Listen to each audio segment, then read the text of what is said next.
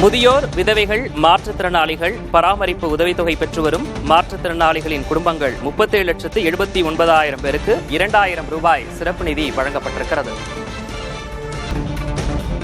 மீனவர்களுக்கு 8,000 ரூபாய் உதவித்தொகை வரவு வைக்கப்பட்டிருப்பதாகவும் முதல்வர் ஸ்டாலின் தெரிவித்திருக்கிறார்.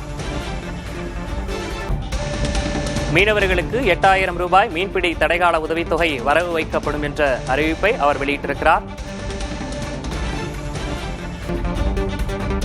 மகளிர் உரிமை தொகை பயனாளிகளுக்கு வழங்கப்பட்டதை போல விளிம்பு நிலையில் இருப்போருக்கும் சிறப்பு நிதி வழங்கப்பட்டிருக்கிறது. அண்மை செய்தியாக பார்த்து வருகிறோம்.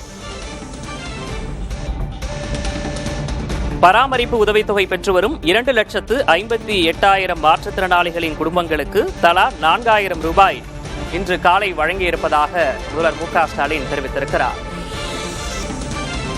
நீலகிரி மாவட்டத்தைச் சேர்ந்த 14,870 தேயிலை விவசாயிகள் பயன்பெறும் வகையில் 15 கூட்டுறவு தேயிலை தொழிற்சாலைகள் மூலம் கொள்முதல் செய்யப்பட்ட பசும் தேயிலைக்கு கிலோ 2 ரூபாய் ஆதார விலை என 8.53 கோடி ரூபாய் நிதி வழங்கப்படுவதாகவும் அறிவிக்கப்பட்டிருக்கிறது.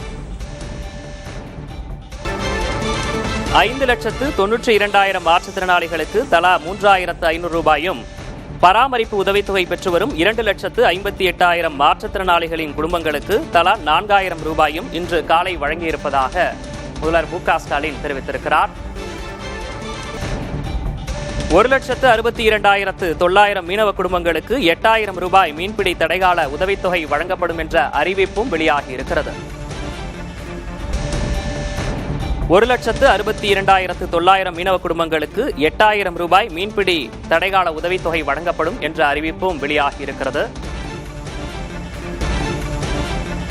மகளிர் உரிமை தொகை பயனாளிகளுக்கு அண்மையில் சிறப்பு நிதி வழங்கப்பட்ட நிலையில் தற்போது விளிம்பு நிலையில் இருப்போருக்கும் சிறப்பு நிதி வழங்கப்பட்டிருக்கிறது. அதற்கான அறிவிப்பும் வெளியாகியிருக்கிறது. 5,92,000 மாற்றுத்திறனாளிகளுக்கு தலா 3,500 ரூபாயும், பராமரிப்பு உதவித்தொகை பெற்று வரும் 2,58,000 மாற்றுத்திறனாளிகளின் குடும்பங்களுக்கு தலா 4,000 ரூபாயும் இன்று காலை வழங்கியிருக்கிறோம் என்று முதல்வர் மு.க. ஸ்டாலின் தெரிவித்திருக்கிறார்.